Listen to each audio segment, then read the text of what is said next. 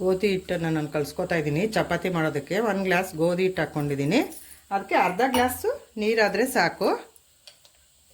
ನಾವೆಷ್ಟು ಗೋಧಿ ಹಿಟ್ಟು ತೊಗೊತೀವೋ ಅದರಲ್ಲಿ ಮೆಜರ್ಮೆಂಟು ಅರ್ಧ ಆದರೆ ಸಾಕು.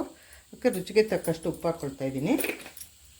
ಈಗ ಅದನ್ನೆಲ್ಲನೂ ಚೆನ್ನಾಗಿ ಮಿಕ್ಸ್ ಮಾಡ್ಕೊಳ್ತೀನಿ. ಉಪ್ಪೆಲ್ಲನೂ ಚೆನ್ನಾಗಿ ಮಿಕ್ಸ್ ಮಾಡ್ಕೊಳ್ತಾಯಿದ್ದೀನಿ. ಸಾಫ್ಟ್ ಚಪಾತಿಗೆ 1 ಗ್ಲಾಸು ಹಸಿ ಹಿಟ್ಟು ಹಾಕಿದ್ರೆ ಅದಕ್ಕೆ ಗೋಧಿ ಹಿಟ್ಟಿಗೆ ಅರ್ಧ ಗ್ಲಾಸು ನೀರಾದರೆ ಸಾಕಾಗುತ್ತೆ ಮೆಜರ್ಮೆಂಟು. ಸ್ವಲ್ಪನೇ ಈ ಥರ ಹಾಕ್ಕೊಂಡು ನಾವು ಇದನ್ನ ಕಲಸಿ ಬಿಡಬೇಕು. ಒಂದು 10ರಿಂದ 15 ನಿಮಿಷ ರೆಸ್ಟ್ ಮಾಡಿಬಿಟ್ಟು ಆಮೇಲಿಂದ ನಾವು ಚಪಾತಿನ ಮಾಡ್ಕೋಬೇಕಾಗುತ್ತೆ.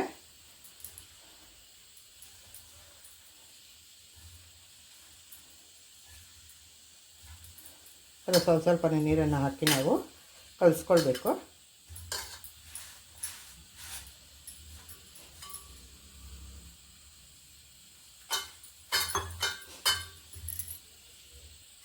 ಗೋಧಿ ಹಿಟ್ಟು ಕಲಸಿದ್ದಾಗಿದೆ. ಇದಕ್ಕೆ 1 ಸ್ಪೂನು ಎಣ್ಣೆ ಹಾಕಿ ನಾನು ಒಂದು 10 ನಿಮಿಷ 15 ನಿಮಿಷ ಇದನ್ನ ಬಿಡ್ತೀನಿ. ಹೀಗೇ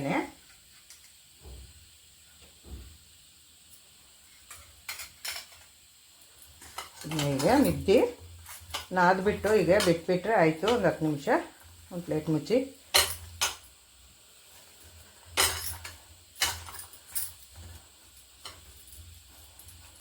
ಈ ಹದಕ್ಕೆ ಇರಬೇಕು ಹಿಟ್ಟು.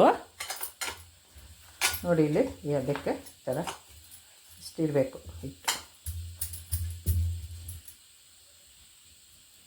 ಈಗ ಇದ್ರ ಮೇಲೆ ನಾನು ಈ ಥರ ಒಂದು ಪ್ಲೇಟ್ ಮುಚ್ಚಿ ಇಟ್ಬಿಡ್ತೀನಿ. ರೆಸ್ಟ್ ಮಾಡೋದಕ್ಕೆ ಒಂದು 10ರಿಂದ 15 ನಿಮಿಷ ಬಿಡ್ತೀನಿ. ಕಲಸಿಟ್ಕೊಂಡಿರೋ ಗೋಧಿ ಹಿಟ್ಟನ್ನ ನಾನೀಗ ತೊಗೊಂಡಿದ್ದೀನಿ.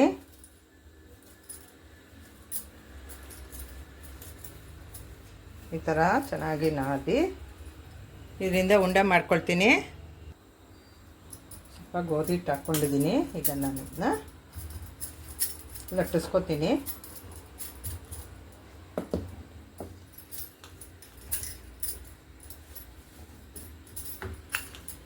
ಹೀಗೆ ಲಟ್ಟಿಸ್ಕೋಬೇಕು ಪರೋಟ ಮಾಡೋದಕ್ಕೆ.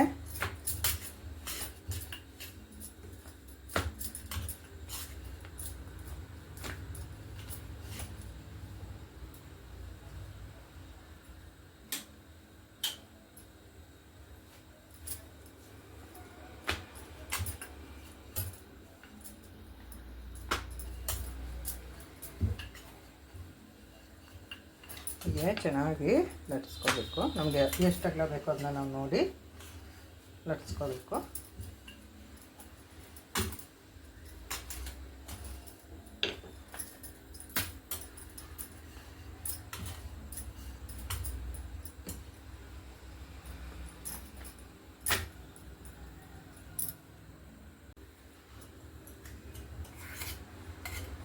ಹೀಗೆ ಇದಕ್ಕೆ 1 ಸ್ಪೂನು ತುಪ್ಪ ತೊಗೊಂಡಿದ್ದೀನಿ ನಾನು. ಈಗ ಇದನ್ನೆಲ್ಲ ಈ ಥರ ಸ್ಪ್ರೆಡ್ ಮಾಡ್ಕೊಳ್ತೀನಿ ಪರೋಟಗೆ. ಈ ಥರ ಎಲ್ಲ ಕಡೆ ನಾವು ಸ್ಪ್ರೆಡ್ ಮಾಡ್ಕೋಬೇಕು ಪರೋಟ ಮಾಡೋದಕ್ಕೆ.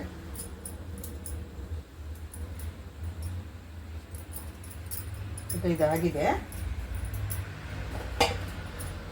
ಈಗ ಅದಕ್ಕೆ ನಾನು ಸ್ವಲ್ಪ ಜೀರಿಗೆ ಪೌಡರು, ಸ್ವಲ್ಪ ಗರಂ ಮಸಾಲ, ಒಂದು 1/4 ಸ್ಪೂನ್ ಅಷ್ಟೇ.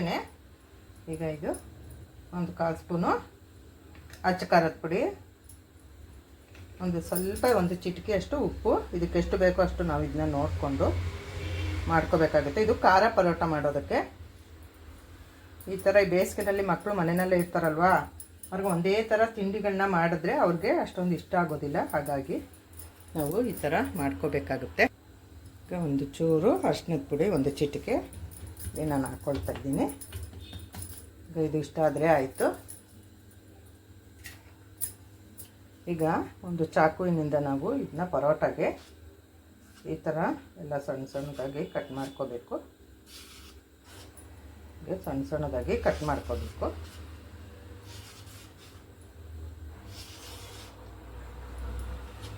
ಎಲ್ಲನೂ ಈ ಥರ ಚಪಾತಿ ಪೂರ್ತಿ ಈ ಥರ ಕಟ್ ಮಾಡಿಕೊಂಡು ಪರೋಟ ಮಾಡೋದು.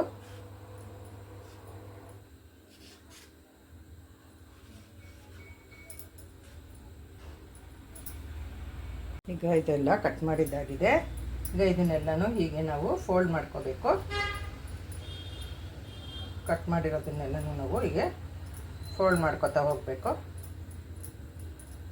ಈಗ ಫೋಲ್ಡ್ ಮಾಡ್ಕೋಬೇಕು. ಈ ಥರ ಲೇಯರ್ ಬರಬೇಕು. ಹೀಗೆ ನಾವು ಕಟ್ ಮಾಡಿರೋದನ್ನೆಲ್ಲನೂ ನಾವು ಹೀಗೆ ಮಾಡ್ಕೋಬೇಕು.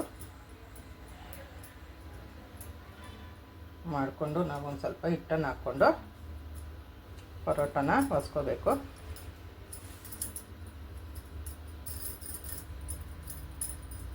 ಮೇಲೊಂದು ಸ್ವಲ್ಪ ಹಿಟ್ಟು ಹಾಕ್ಕೋಬೇಕು.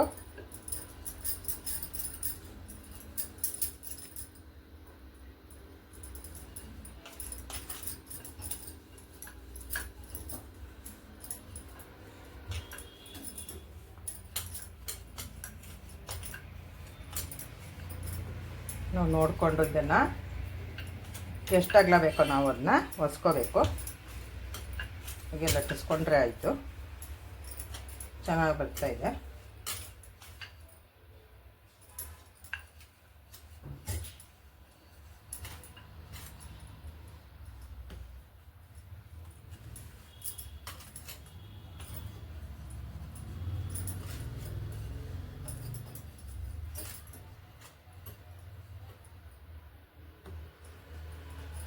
ಇದನ್ನ ನಾನು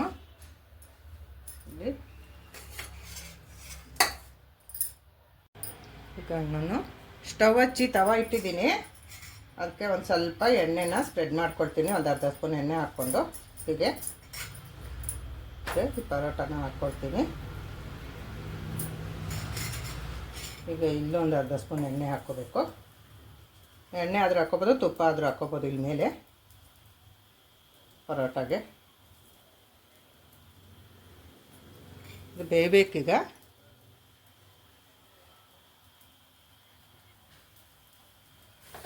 ನಾನು ಇದಕ್ಕೆ ಒಂದು ಸ್ವಲ್ಪ ಬಿಳಿ ಎಳ್ಳನ್ನು ಹಾಕ್ಕೊಳ್ತೀನಿ. ನೋಡೋದಕ್ಕೆ ಚೆನ್ನಾಗಿ ಕಾಣಿಸುತ್ತೆ ಅಂತ ಅಷ್ಟೇ. ಇದು ಬೇಕಾದರೆ ಹಾಕ್ಕೋಬೋದು, ಬೇಡ ಅಂದರೆ ಇದನ್ನ ನಾವು ಸ್ಕಿಪ್ ಮಾಡ್ಕೋಬೋದು.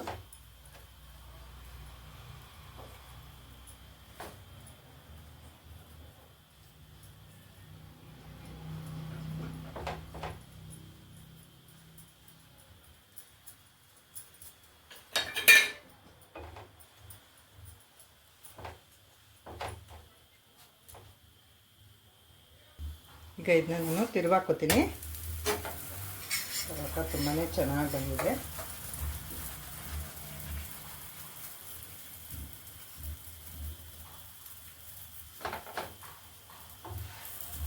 ಈ ಕಡೆ ಸ್ವಲ್ಪ ಬೇಯಬೇಕು.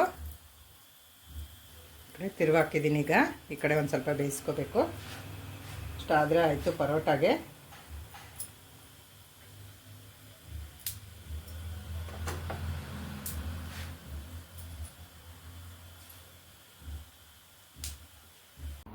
ಈಗ ಇದನ್ನ ನಾನು ಈ ಥರ ಫೋಲ್ಡ್ ಮಾಡ್ಕೊಳ್ತೀನಿ.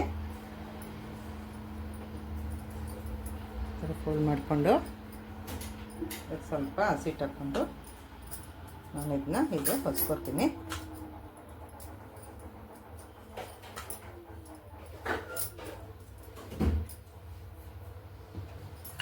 ಈ ಥರ ಹೊಸ್ಕೊಡೋದು ಚೆನ್ನಾಗಿ ಬರ್ತಾಯಿದೆ, ಏನು ತೊಂದರೆ ಇಲ್ಲ. ನೀವು ಮಾಡ್ಕೋಬೋದು ಮನೆಯಲ್ಲಿ. ಈಗ ಇದಾಗಿದೆ. ಇದಕ್ಕೆ ನಾನು ಎಣ್ಣೆ ಹಾಕ್ಕೊಳ್ತೀನಿ. ಒಂದು ಸ್ವಲ್ಪ ತವ ಕಾದಿದೆ, ಅದಕ್ಕೆ ಪರೋಟ ಹಾಕ್ಕೊಳ್ತೀನಿ. ಇದಕ್ಕೆ ಈ ಕಡೆಯಿಂದ ಒಂದು ಸ್ವಲ್ಪ ಆಯಿಲ್ ಹಾಕ್ಕೊಳ್ತೀನಿ.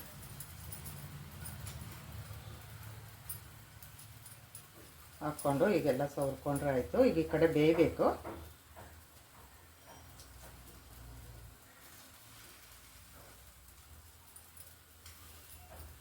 ಒಂದು ಸ್ವಲ್ಪ ಎಳ್ಳು ಹಾಕ್ಕೊಡ್ತೀನಿ.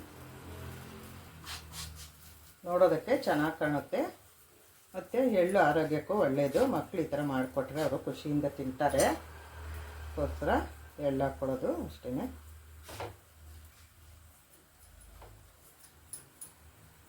ಇದನ್ನ ನಾನು ತಿರುವಾಕೊಳ್ತಾ ಇದ್ದೀನಿ. ಪರೋಟ ಲೇಯರ್ ಆಗಿ ತುಂಬ ಚೆನ್ನಾಗಿ ಬಂದಿದೆ. ಪರೋಟ ನೋಡಿ ಎಷ್ಟು ಚೆನ್ನಾಗಿ ಬಂದಿದೆ. ಈ ಥರ ನೀವು ಮಾಡಿ ಹೇಗಿದೆ ಎಂದು ಕಮೆಂಟ್ ಮಾಡಿ ತಿಳಿಸಿ. ಪರೋಟ ತುಂಬಾ ಚೆನ್ನಾಗಿ ಬಂದಿದೆ, ಲೇಯರ್ ಆಗಿ ಬಂದಿದೆ ನೋಡಿ. ಈ ಥರ ನೀವು ಮಾಡಿ ನೋಡಿ, ಈ ಥರ ಲೇಯರ್ ತುಂಬಾ ಚೆನ್ನಾಗಿ ಬಂದಿದೆ ಪರೋಟ. ಈ ಥರ ಪರೋಟ ಮಾಡಿ ನಮಗೆ ಹೇಗಿದೆ ಎಂದು ಕಮೆಂಟ್ ಮಾಡಿ ತಿಳಿಸಿ. ಸೂಪರಾಗಿ ಬಂದಿದೆ. ನೋಡಿದ್ದಕ್ಕೆ ಧನ್ಯವಾದಗಳು.